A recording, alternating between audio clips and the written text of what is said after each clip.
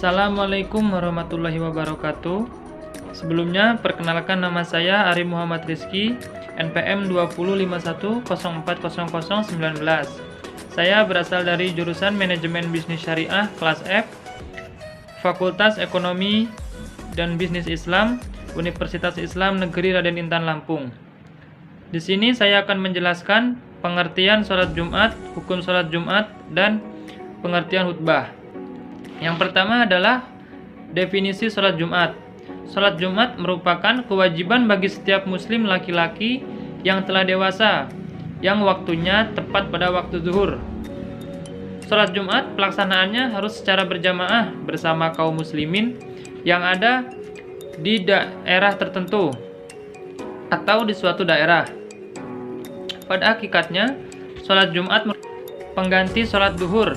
Jadi jika seseorang sudah melaksanakan sholat Jumat, maka dia tidak perlu melaksanakan sholat zuhur. Lagi, hukum sholat Jumat adalah fardu ain, yang artinya wajib dikerjakan bagi seorang muslim laki-laki dewasa tertentu. Artinya jika seseorang sudah berbalik atau dewasa, maka dia wajib melaksanakan sholat Jumat, karena sholat Jumat ini hukumnya adalah fardu ain. Yang selanjutnya adalah syarat-syarat wajib sholat Jumat, yaitu ada 7. Yang pertama, beragama Islam, balik, berakal sehat atau tidak gila, kemudian merdeka atau bukan sahamba sahaya atau budak, yang kelima pria, yang keenam sehat, dan yang terakhir mukim atau menetap. Jadi jika sudah memenuhi syarat 7 tersebut, maka seseorang wajib melaksanakan sholat Jumat, dan apabila mereka tidak memenuhi syarat tersebut, maka diperbolehkannya tidak melaksanakan sholat Jumat. Kemudian, waktu dan tempat pelaksanaan sholat Jumat. Golongan mayoritas dari kalangan sahabat dan tabi'in sepakat bahwa waktu sholat Jumat itu adalah sholat duhur.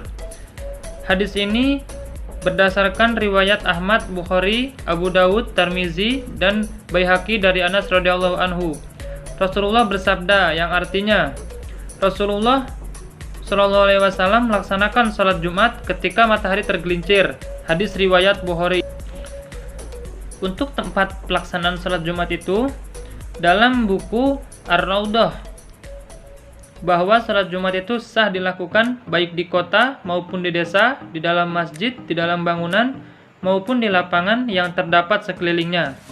Sebagaimana juga sah dilakukan di tempat-tempat. Umar radhiyallahu anhu pernah mengirim surat kepada penduduk Bahrain yang isinya, lakukanlah sholat Jumat di mana saja kalian berada. Hadis riwayat Ibnu Abu Syaibah dan menurut Ahmad sanadnya baik. Dari hadis di atas menunjukkan bahwa mengerjakan sholat di perkotaan maupun di pedesaan atau di tempat manapun yang sekiranya sah dan bisa dilaksanakannya. Untuk yang selanjutnya yaitu khutbah. Pengertian khutbah menurut bahasa merupakan ceramah atau pidato.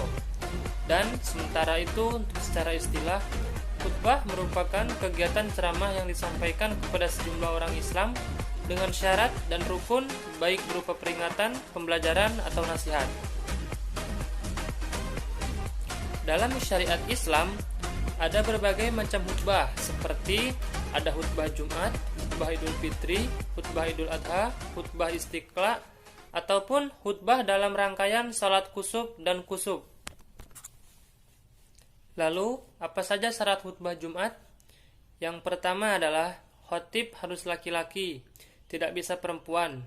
Yang kedua, khotib harus suci dari hadas.